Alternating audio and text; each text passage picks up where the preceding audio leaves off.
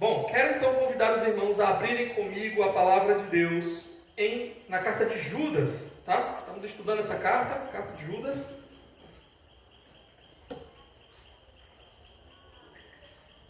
E hoje nós vamos ver os versículos 3 e a primeira parte do verso 4. Judas, verso 3 e só a primeira parte do verso 4. Todos acharam? Amém? Judas, finalzinho do Novo Testamento, antes de Apocalipse. Diz assim a palavra do nosso Deus: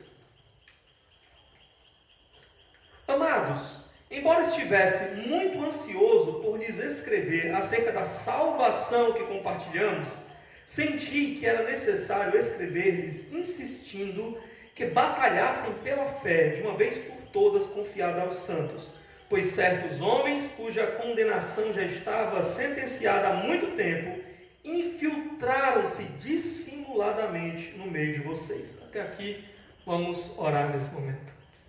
Ó Deus, obrigado pela Tua palavra que temos diante de nós, que o Senhor possa falar aos nossos corações, que nós possamos ter a nossa mente agora capturada pelas Tuas verdades, que possamos colocá-las em prática na nossa vida, e que possamos ser encorajados, assim como Judas nos chama aqui, a batalharmos pela verdade. Oramos assim em nome de Jesus. Amém.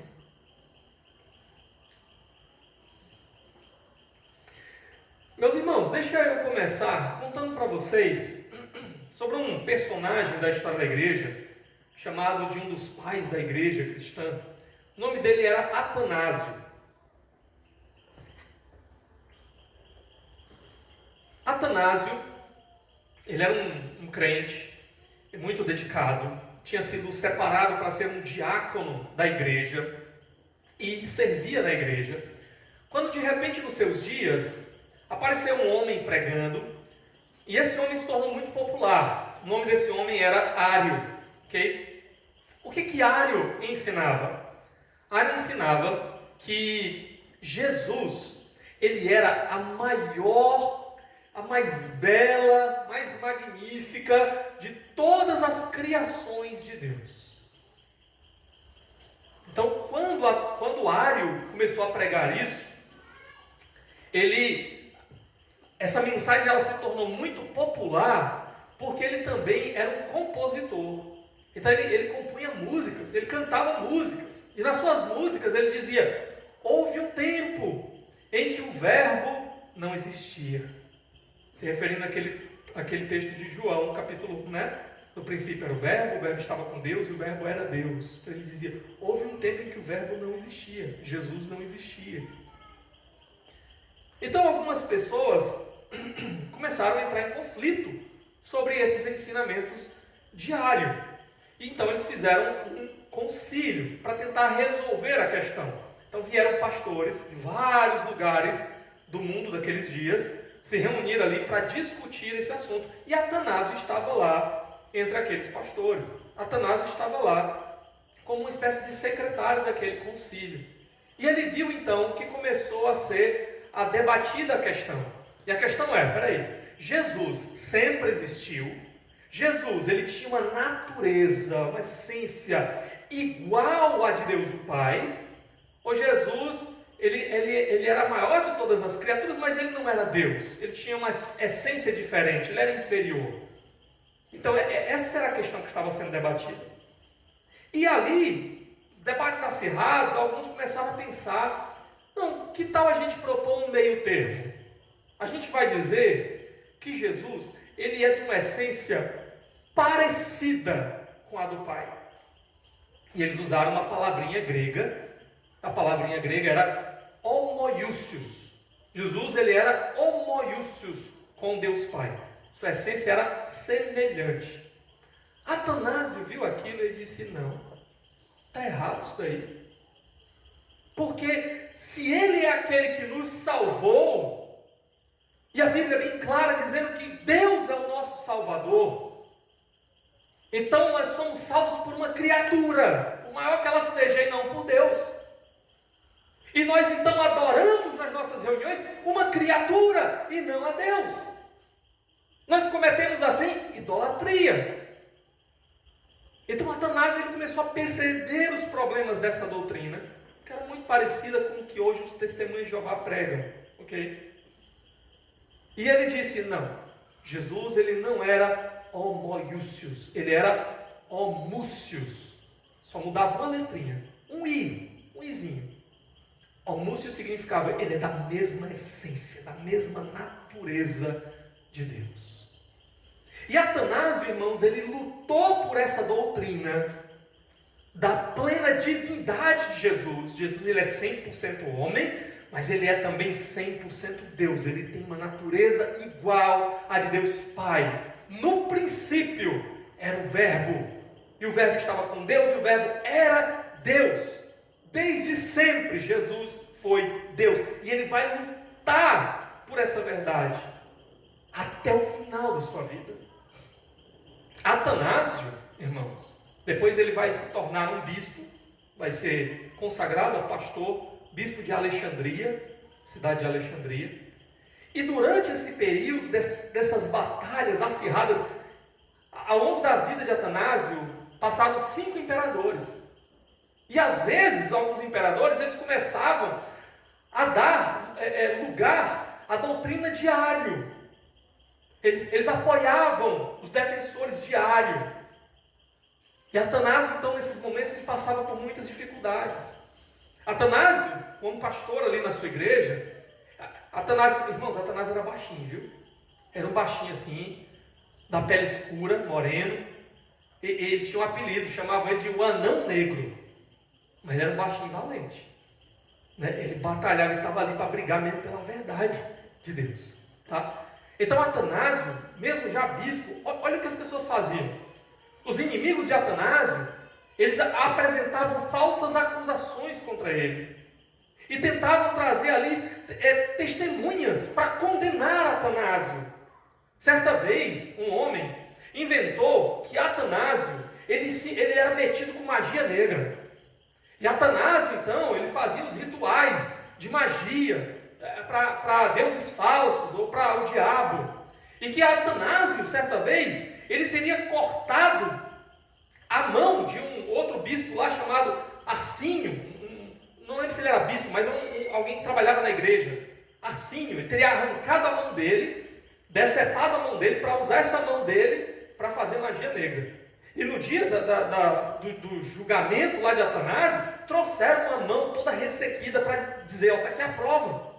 Só que naquele dia, Atanásio apareceu com o Arsínio do lado dele. E mostrou as 2 mãos de Arsínio e não tinha nenhuma arrancada. E ele disse assim, bom, eu acho que Arsínio devia ter 3 mãos. Né? Então, entraram no descrédito aqueles que o acusavam. Certa vez, trouxeram uma mulher para acusar Atanásio de ser um abusador, que ele teria abusado dessa mulher. E lembra, naqueles dias, irmãos, não tinha Instagram, né? Não tinha Facebook, não tinha foto, né? Não tinha retrato. Então não era tão fácil assim você saber o rosto de alguém. E foi procurar uma mulher lá, meio desconhecida, né? Para vir acusar Atanásio. Essa mulher foi lá para acusar Atanásio. Só que outra pessoa, na hora do julgamento, entrou se passando por Atanásio. E chegou do lado dessa mulher, com o rosto, né? Rosto ali visível, e disse, né, bem próximo dela, quer dizer que eu fiz tudo isso daí que você está me acusando? E ela disse, fez. E aí Atanásio pegou e disse assim, bom, então tem 2 Atanásios, né? Foi a estratégia dele, porque eu sou Atanásio, e ela está dizendo que ele fez isso. Isso mostra que ela está mentindo. E aquela mulher, ela foi tão vergonhoso, aquela mentira, que ela saiu dali correndo, né? Então, irmãos, Atanásio, ele foi exilado 5 vezes. 5 vezes o imperador decretou que ele deveria ser expulso do país, para morrer em terra estrangeira. O exilado, ele não deveria ser acolhido por ninguém, ajudado por ninguém. 5 vezes. Certa vez, Atanásio, num dos seus exílios, ele estava fugindo num barco, num rio, e vinha um barco de soldados atrás. E quando se aproximavam do barco dele, um dos soldados gritou, vocês viram Atanásio? E Atanásio disse assim: ele está um pouco adiante de vocês. E então eles passaram do barco dele e foram para frente procurando Atanásio, né? Esse homem, ele lutou até o último dia da sua vida por essa verdade, a plena humanidade, a plena divindade de Jesus. E no final, alguém chegou para ele um dia e disse assim: Atanásio, o mundo inteiro está contra ti, Atanásio. O imperador aí está favorecendo a causa de Ario e está todo mundo contra ti, Atanásio. E Atanásio disse: pois então será Atanásio contra o mundo, mas eu não posso retroceder. Atanásio era alguém que estava disposto a dar a sua própria vida por essa verdade. É dizer que ele morreu sem ver a sua causa triunfar. Mas hoje nós estamos aqui adorando o Senhor. E nós estamos aqui adorando a Jesus, o nosso Deus, Deus o Filho, por causa das lutas daquele homem do passado, Atanásio. Sua causa triunfou. Os concílios que se reuniram depois, eles afirmaram aquelas verdades pelas quais Atanásio tanto defendeu. E a falsa doutrina de Ario foi condenada como uma heresia, um falso ensino pernicioso para a saúde da igreja. Então, irmãos, Atanásio se levantou para lutar pela verdade, para lutar pela doutrina, num tempo em que essa doutrina ela estava sendo ameaçada. E aqui no nosso texto, Judas, ele nos chama a fazer exatamente a mesma coisa. No nosso texto, verso 3, ele diz: amados, embora estivesse muito ansioso por lhes escrever acerca da salvação que compartilhamos, senti que era necessário escrever-lhes insistindo que batalhassem pela fé de uma vez por todas, confiada aos santos. Judas, nós temos visto nessa série de mensagens, na sua carta, ele nos chama a lutar pelo que importa. E hoje, ele nos chama a lutar pela doutrina. Pela doutrina. Nós vamos falar exatamente sobre isso essa noite. E nós vamos ver hoje aqui 4 interrogações sobre esse tema. E a primeira dessas interrogações que nós vamos ver é a seguinte: o que é doutrina? Se nós devemos lutar pela doutrina, então a gente tem que entender primeiro o que é doutrina. Essa palavra doutrina, ela vem de uma palavra em latim, que ela significa basicamente ensino. Mas se você for no dicionário, o dicionário vai colocar algo desse tipo aqui para você. Doutrina é o conjunto coerente de ideias fundamentais a serem transmitidas, a serem ensinadas.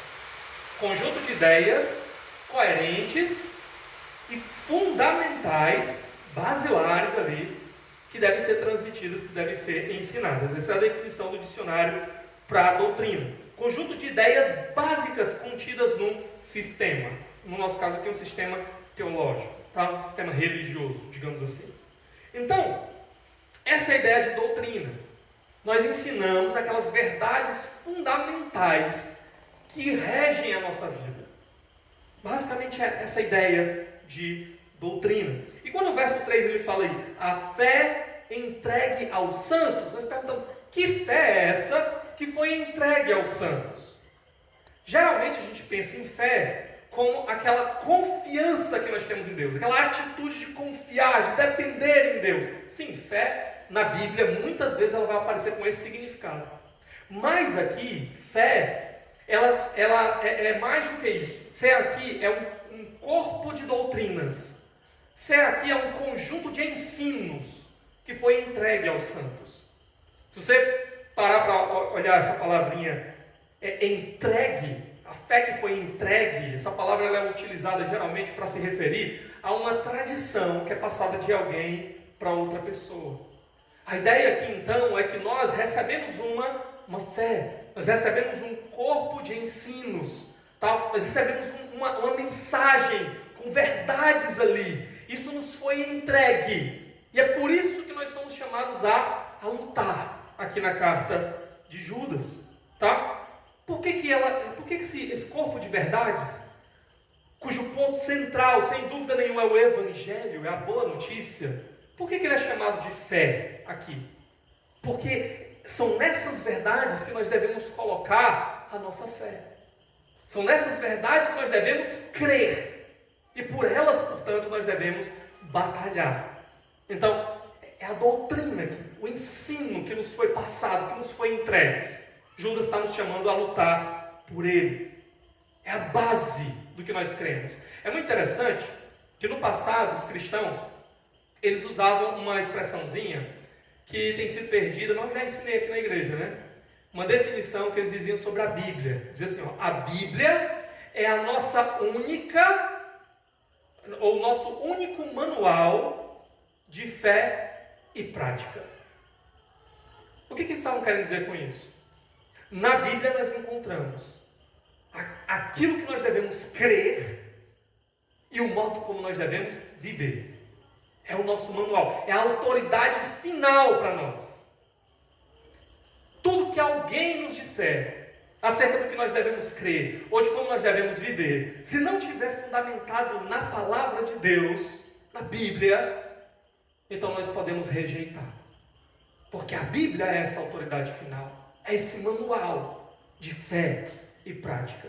A ideia de Judas aqui é: Deus nos deu, Ele nos transmitiu um conjunto de verdades nas quais nós devemos crer e pelas quais nós devemos viver, cujo centro disso é o Evangelho. Essa é a fé que de uma vez por todas foi entregue aos santos. Interessante essa expressão também, santos, né? Porque na nossa cultura, às vezes, muita gente pensa que santo é alguém que, sei lá, realizou feitos poderosos, acertou em tudo, né? Não cometeu pecado, então esse é o santo. Só que aqui na Bíblia, santos são todas aquelas pessoas que creem em Jesus. O povo de Deus é chamado, todos eles, de santos. Quando Paulo escreve, por exemplo, a sua carta para alguma igreja, né? Aos santos que estão em Éfeso. Então ele chama todos os membros daquela igreja de santos. Por quê? Porque a palavra santo, ela significa basicamente separado. Tá? Então, a palavra santo, ela significa alguém que foi tirado de uma vida de pecado e foi separado para Deus. Esse é o significado aqui. Então, santos aqui é uma referência à igreja. A ideia é, nós como igreja, recebemos um conjunto de verdades, tá? Recebemos um conjunto de ensinos, uma doutrina, a qual nós devemos crer nela e pela qual nós devemos viver e batalhar por ela quando ela estiver sendo ameaçada. A igreja recebe, a igreja preserva, a igreja vive por ela, a igreja passa adiante essas verdades, a igreja luta por ela. Ok? Agora, que verdades são essas?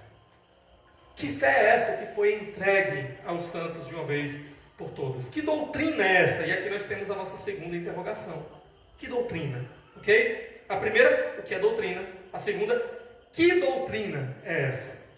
Então, aqui, quem foi que entregou esta fé de uma vez por todas aos santos? Quem entregou?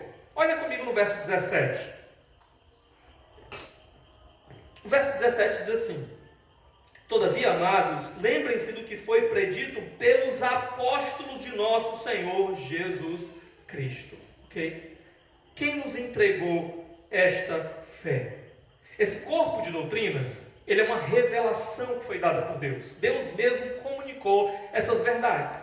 E essas verdades, elas chegam até nós através de quem? Principalmente através dos apóstolos.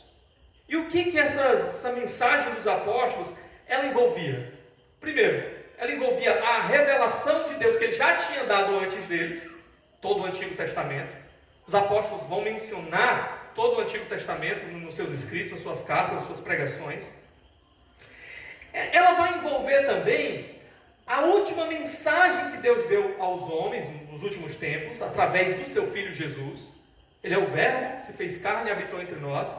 E Hebreus, lá no capítulo 1, ele vai dizer que nesses últimos tempos, ele diz, Deus falou nos tempos passados, por meio dos profetas, etc. Mas nesses últimos tempos ele tem nos falado através do Filho. Então ele nos deu uma mensagem através de Jesus. E se a gente pegar tanto o Antigo quanto o Novo Testamento, juntar isso daí, é basicamente o que nós temos, é a Bíblia, né? E a mensagem dos apóstolos. É isso que nos foi transmitido através dos apóstolos. Jesus, lá em Mateus 28, verso 18 a 20, ele vai dizer, né, vão, façam discípulos de todas as nações, ensinando-os a guardar tudo que eu tenho ordenado. E nós sabemos aquilo que Jesus ordenou através do ministério dos apóstolos. Ele chamou um grupo de 12 homens, ele enviou esses homens para falar em seu nome. Os apóstolos, eles eram como se fossem os guardiões da doutrina de Jesus, os ensinos de Jesus. De modo que eles passavam adiante esses ensinos, ou eles corrigiam aqueles que estavam se desviando desses ensinos.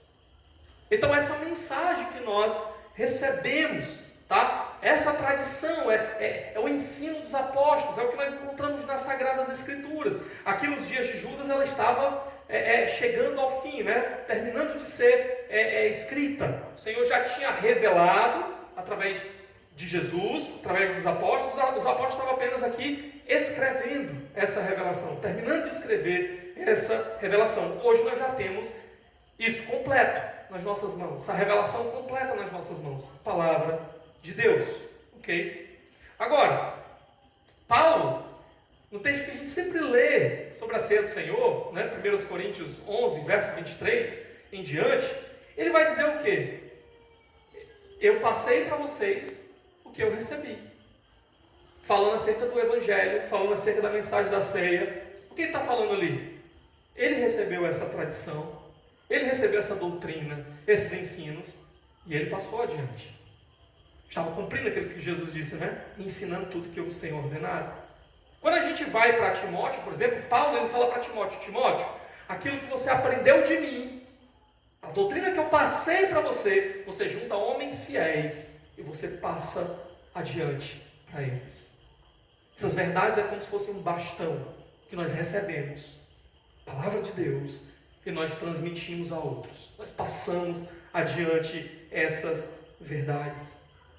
Aquilo que Deus revelou como um todo é a base de tudo que nós devemos crer. É a base de como nós devemos viver. É a base do nosso ensino, da nossa doutrina. Essa doutrina, a revelação de Deus no Antigo e no Novo Testamento, transmitida a nós por meio dos apóstolos de Jesus Cristo. Agora, é interessante que Judas diz que isso foi entregue de uma vez por todas. Essa doutrina foi entregue de uma vez por todas. O que isso significa? A ideia basicamente Deus já tinha revelado. E essa revelação de Deus, ela não precisava de correção, e ela não precisava de acréscimos que modificassem, que se opusessem, que contradissessem essas verdades que Deus havia revelado. Deus já falou de uma vez por todas. Ele revelou a sua vontade de uma vez por todas. Hoje nós temos ela completa nas nossas mãos, as Escrituras. E as Escrituras não precisam de correção. E elas não precisam de acréscimos que venham a mudar, a distorcer, a se opor a essas doutrinas que nós temos aqui. E era essa verdade aqui, revelada pelo Senhor de uma vez por todas, que estava sob ataque. Por isso Judas escreve essa carta para essas igrejas, ou para essa igreja, e diz, irmãos, a gente tem que batalhar por essa verdade. A gente tem que batalhar pela doutrina, pela fé que nos foi entregue de uma vez por todas. Por quê? Se você ver aí no verso 4, ele diz, porque certos homens, cuja condenação já estava sentenciada há muito tempo, infiltraram-se dissimuladamente no meio de vocês. Eu não vou gastar muito tempo hoje falando sobre esse versículo, explicando esse versículo, nós vamos ver isso em outra ocasião. Mas aqui ele está dizendo o quê? Homens entraram na igreja, sorrateiramente, estavam agora minando a igreja por dentro, porque eles estavam atacando aquilo que era mais fundamental na igreja, a sua doutrina, as verdades reveladas por Deus, a revelação do Senhor, que mantinha aqueles homens crendo no que é certo, crendo no que Deus quer que a gente creia, e vivendo do jeito que Deus quer que a gente viva. Esses homens estavam minando isso daí. Eles estavam tentando destruir a doutrina.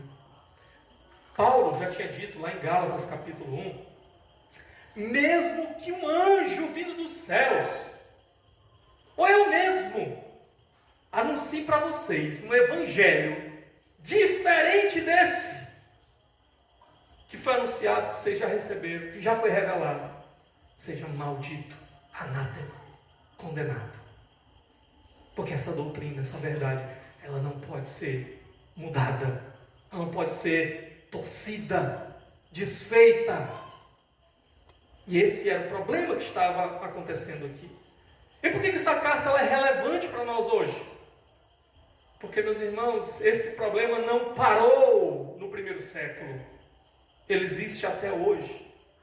Quantos e quantos movimentos, pessoas, instituições, seitas surgiram exatamente para atacar a doutrina, para distorcer o ensino que nós recebemos, a revelação que nós recebemos do Senhor. Quantos e quantos?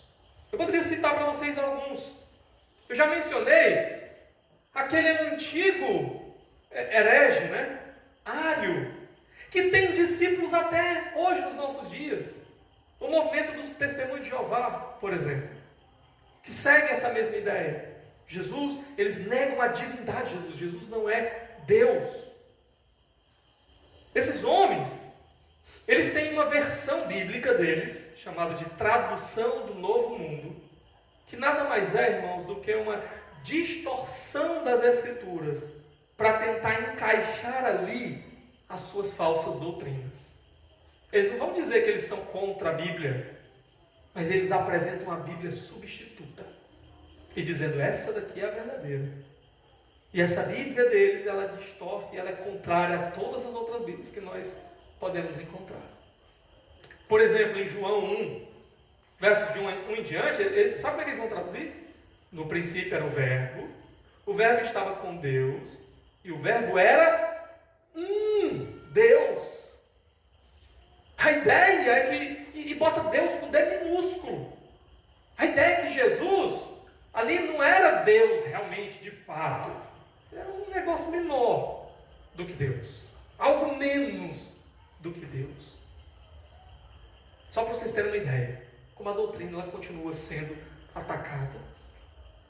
Poderia citar para vocês os mormons. Na nossa cidade, graças a Deus, eles não chegaram, Os mormons têm igrejas bonitas, os prédios são bonitos e tudo mais. E os mormons, eles têm o Antigo Testamento, eles têm o Novo Testamento, e eles têm também um outro testamento de Jesus Cristo. Eles têm um negócio que, segundo eles, foi um anjo que apareceu, o anjo Moroni, apareceu para um homem chamado Joseph Smith, e entregou diz para ele, tem umas tábuas de ouro bem lá, escondida lá, vá lá. E deu para ele uns negocinhos que era para ajudar ele a traduzir. Então Joseph Smith foi lá, encontrou aquelas tábuas de ouro. Essas tábuas de ouro, sabe o que era? Tinha sido deixada por Jesus. Quando Jesus, ele saiu lá de Jerusalém, subindo para os céus, no meio do caminho ele caiu, lá nos Estados Unidos. Deu uma parada por lá, conexão aérea, Parou por lá, aí pregou para os índios norte-americanos, e esses ensinos ficaram lá nessas tábuas de ouro. E aí quando ele terminou, ele foi embora para o céu. Então Joseph Smith pegou aquelas tábuas de ouro, levou para casa, traduziu tudo, com a ajuda lá daqueles negocinhos lá que o anjo deu para ele. E aí publicou esse outro testamento de Jesus Cristo, Mesmo que um anjo vindo do céu nos anuncie um outro evangelho, diferente do que nos tem anunciado, seja maldito. Onde é que estão essas tábuas de ouro do Joseph Smith? Ele diz que o anjo levou embora. Só ele que viu. Diz que um amigo dele viu também. Cadê as pedrinhas lá, ou sei lá, os negócios, os objetos que o anjo deu para ajudar a interpretar? O anjo levou também, era só emprestado. Ninguém viu, só ele. Ficar de trás do lençol, ditando, e o outro amigo do outro lado escrevendo. E no seu livro de Mormon, que é esse outro testamento, ele vai ensinar salvação por obras, não pela graça somente, como nós cremos. Ele vai ensinar que Deus é um ser evoluído. Um dia Deus foi igual a gente, e aí ele foi evoluindo, e ele foi se tornando um ser grandão assim, e aí ele tomou conta do universo. E se você for um mormon fiel, plus, master, hiper, mega mormon, um dia você também vai virar um Deus. Você vai evoluir, vai virar um Deus, vai ganhar um planeta para você ficar ali cuidando dele. Ok? Essas são algumas ideias. No início eles defendiam a poligamia também, casamento com várias outras mulheres. Inclusive isso trouxe problemas para a igreja dos mormons. Até hoje existem setores que ainda têm aí lutas nessa área. Tá? Eu poderia mencionar também os adventistas do sétimo dia. Né? Eles têm uma mulher chamada Ellen G. White, que eles consideram uma profetisa, como se fosse uma voz profética, a voz do Espírito nos nossos últimos dias. Tem vários livros publicados por eles e espalhados por eles. Uma mulher que diz que tinha muitas visões e tal. Ellen G. White, que diz que existem outros Adões em outros lugares, não só aqui nessa terra. Adões vivendo numa lua de Júpiter. Tem lá uns Adões por lá. Tá? Ellen White, ela diz que teve uma visão onde apareciam os 10 mandamentos, e o quarto mandamento, sábado, brilhava mais do que todos os outros. E então Deus falou para ela que é porque a igreja tinha abandonado esse mandamento, e portanto o movimento dela é que restauraria, né, a pureza da igreja. Então por isso que eles defendem o sábado, o sétimo dia. Né? A Ellen White, ela começou seguindo um homem chamado George Miller, William Miller, tá? Seguindo, que inclusive para nossa desgraça era um batista, que não teve uma revelação não, mas fez uns estudos bíblicos e entendeu o seguinte, fez uns cálculos lá e entendeu, olha, Jesus vai voltar, e marcou a data. Jesus já tinha dito, né? Quanto dia é a hora, ninguém sabe, deixa de inventar história. Mas ele marcou a data lá. E aí, Jesus não voltou. E ele, e agora? O que foi que deu errado? Aí ele olhou lá, refez os cálculos. Ah, não, que eu tinha errado os cálculos. Peraí, é na tal data. E Jesus não voltou de novo. Eu sei que por fim ele marcou uma data lá em eu anotei aqui a data aqui, deixa eu ver. 1984. Bom, Jesus vai voltar naquela data lá. O que foi que aconteceu? Jesus não voltou. Aí William Miller pegou e disse assim, gente, desculpa aí, foi mal, errei. E parece que nunca mais inventou de escrever e de ensinar essas coisas. Se arrependeu, graças a Deus. Né? Só que tinha um grupo seguindo ele, se tornando cada vez mais interessados no advento, na vinda de Jesus. E é daí que vão surgir os adventistas. Ok? Então, a Ellen White, ela pegou essa data, ela diz assim, não, ele não errou não. Acertou, miserável. Né? Mas como que ele acertou se Jesus não voltou? Não, peraí, tenha calma. O que ele errou foi só a interpretação. É que ele achava que Jesus ia voltar para cá, mas não. Jesus ele voltou até o tabernáculo celestial, lá na estratosfera. Tá? Tem um tabernáculo celestial lá e tal. E Jesus, até 1984, ele estava intercedendo por nós. Aí agora ele entrou no Santo dos Santos do tabernáculo celestial para terminar a obra de expiação. Olha o problema. Hebreus vai dizer que Jesus, ele entregou a sua vida, ele fez um sacrifício, a expiação dele, de uma vez por todas. Só que eles dizem, não está completo ainda não. Não estava completo, ele está terminando agora. Está lá no Santo dos Santos, terminando a obra de expiação.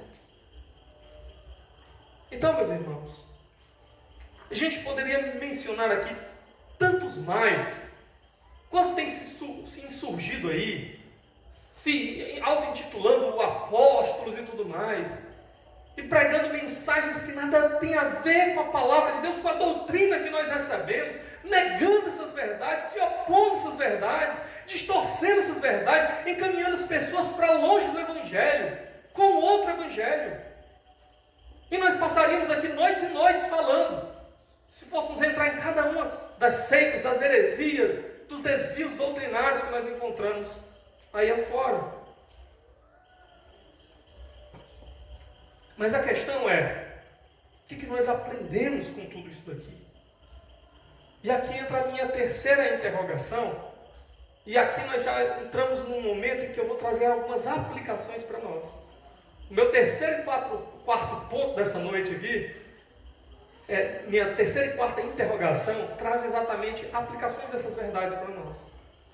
Então, o que nós aprendemos? A terceira interrogação é: por que nós devemos lutar pela doutrina? Por que lutar pela doutrina? Primeira coisa que nós aprendemos: porque ela é preciosa. Ela é revelação de Deus. O nosso Deus, o Criador de todas as coisas, o nosso Criador. Ele quis se revelar a nós. Ele quis se dar a conhecer. Ele quis nos mostrar no que nós devemos confiar e como nós devemos viver. E Ele então nos entregou essas verdades. Nos passou essas verdades. E nós não podemos ficar acomodados. Nós devemos abraçá-las, crer nelas, confiar nelas, viver por elas. São preciosas. Por quê? Preciosas. Porque é nelas que nós encontramos o caminho da salvação, o caminho da vida piedosa. Paulo disse para Timóteo: eu sei que você conhece as sagradas letras, que você aprendeu isso desde a sua infância, com a sua mãe, com a sua avó. As sagradas letras que podem te tornar sábio para a salvação. É por meio dessas verdades, irmãos, que nós somos levados a ter um encontro verdadeiro com Jesus, com Cristo, com o nosso Salvador. São essas verdades que arrancam a venda dos nossos olhos, fazem enxergar o nosso pecado, a nossa miséria, a nossa necessidade de um Salvador. São essas verdades que o Espírito usa com poder para mudar o nosso coração e nos arrastar para a presença do Senhor. Por que então lutar pela doutrina? Porque ela é esse tesouro precioso que o Senhor deu para a nossa salvação, para nosso bem, para a nossa vida. Por que lutar pela doutrina?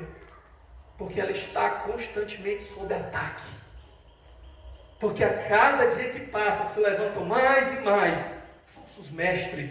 Jesus já tinha predito isso lá no seu sermão escatológico, Mateus 24, Marcos 13, Lucas 21. Jesus vai falar em todos esses lugares: nos últimos dias vão surgir falsos mestres.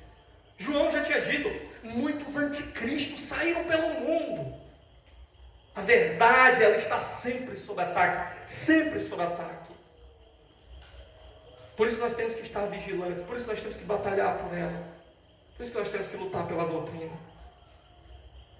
Agora, uma quarta interrogação e última que eu queria trazer para os irmãos é: como usar essa doutrina? Como que nós podemos usar de maneira adequada essa doutrina? Primeiramente, nós devemos usar as verdades da palavra de Deus de maneira alegre, porque são as verdades de Deus para nós. Então nós devemos nos alegrar nelas, de maneira pacífica. Opa, obrigado, irmão. De maneira pacífica. Sabe, a palavra diz que não é por força nem por violência. Nós não somos que nem muçulmanos radicais que chegam e dizem: ó, ou você se converte ou tchau. Você já vai encontrar com o juízo hoje mesmo, né? Não. Então, a doutrina, ela não é para ser martelada no outro. Ela é para ser apresentada em toda a sua beleza, com toda a sua alegria. É isso que Judas normalmente faz. Ele diz aqui: amados, embora eu estivesse muito ansioso por lhes escrever acerca da salvação que compartilhamos, ele diz: irmão, sabe o que eu queria? Meu desejo, a minha expectativa, minha alegria, irmãos, era compartilhar com vocês da nossa salvação, a doutrina, as verdades de Deus sobre a nossa salvação. Que coisa preciosa, que coisa maravilhosa. Eu queria falar de Jesus, o que Jesus fez por nós, nossa salvação. Eu não queria estar brigando, eu não queria estar lutando, eu não queria estar batalhando. Porque a doutrina, no geral, no dia a dia, ela é para ser usada assim. A gente usando a doutrina para confortar uns aos outros, edificar uns aos outros, se alegrar junto com o que Jesus fez. Essa doutrina, ela é para ser usada acompanhada do nosso bom testemunho, porque não adianta nada você abrir a sua boca e falar a verdade de Deus e com a sua vida você dar um péssimo testemunho. As pessoas vão ouvir aquela verdade, vão olhar para você e vão dizer: que verdade é essa que não muda nada? Que não muda ninguém? Eu não quero essa verdade. Quantos de nós já ouvimos aquela história? Eu ser crente, para ser crente igual aquele fulano de tal? Eu mesmo não. Essa verdade, ela deve ser acompanhada da vida. A doutrina tem que ser acompanhada da nossa vida. E ela deve ser usada para a salvação e para a edificação do corpo de Cristo. A doutrina, ela tem que ser usada para ser compartilhada. Essas verdades, elas têm que ser apresentadas para o mundo perdido lá fora, porque é nelas que está a salvação. Nós temos que chegar para esse mundo que está perdido, que está morrendo, que está indo na direção do juízo de Deus, e dizer para eles: eu sei a má notícia, eu sei que você tem vivido no pecado, eu sei que você tem andado longe de Deus, eu sei que há um juízo terrível e eterno esperando adiante, mas deixa eu te dizer uma boa notícia. Um dia Deus, o Pai, entregou o seu próprio Filho, Deus o Filho, para vir e naquela cruz Ele tomar a nossa culpa, e naquela cruz Ele receber o nosso juízo, e naquela cruz Ele morrer por mim, por você, por aquelas coisas que eu e você fizemos, porque nós não queríamos a Deus. Deus mesmo entregou o seu Filho. O seu Filho se entregou por nós, foi para aquela cruz. Toda a ira de Deus pelos meus pecados moeram o Filho de Deus. E se você confiar nele, e se você entregar a sua vida para Ele que entregou tudo por você, se você entregar para Ele a sua vida, se você entender isso e dizer: Senhor, o Senhor me deu tudo, o Senhor me deu o que eu não merecia, o Senhor entregou por alguém que não merecia nada, tudo que eu posso fazer é te entregar tudo de volta. Senhor, toma, é teu, o Senhor comprou. Se você confiar, se você depender dEle, Ele vai transformar completamente sua vida. Você será dEle, será da família dEle. A salvação para você. Essa doutrina, ela tem que ser usada para isso. E para a edificação da igreja. Para lembrar o povo de Deus, quando está desanimado, quando está sob ataque, sob tentação, de tomar o caminho errado, lembrar: aquele que morreu por nós é aquele que nos sustenta, é aquele que está com suas mãos sempre estendidas para nós, é aquele em que nós encontramos a força que nós precisamos. Nós podemos voltar para Ele, podemos correr para Ele. Ele nos recebe, clame a Ele, Ele virá ao teu encontro, Ele te levantará. Ele está aqui, Ele está de braços abertos. Confia nele de novo. Ele vai continuar fazendo o que Ele sempre fez. Ele vai continuar te levantando, te guiando, e ninguém vai arrancar você das suas mãos. A doutrina, ela deve ser usada para isso. Apontar os perigos para o povo de Deus. Não vá por aqui, não vá por ali. Esse é o caminho certo. Trazer essa edificação, crescimento, maturidade para a vida do povo de Deus. A doutrina deve ser usada para aplicar a nossa própria vida. Somos tão rápidos em ficar olhando para a vida dos outros. A mensagem de hoje foi para o fulano, a mensagem de outro foi para o ciclano, foi para você. Aplique primeiro a sua vida. O que essa mensagem ela está falando comigo? O que precisa mudar em mim? O que eu preciso hoje, Senhor, diante da Tua palavra? A doutrina, ela primeiramente é para nós aplicarmos e vivermos por ela. A doutrina não é algo simplesmente para a gente discutir. Vamos discutir aqui o que a Bíblia fala, quantos anjos existem, quais são os tipos de anjos. A doutrina é para a gente aplicar na nossa vida. Como é que eu vivo agora, sabendo que existem seres espirituais, por exemplo? Existem anjos. O que isso fala para a minha vida?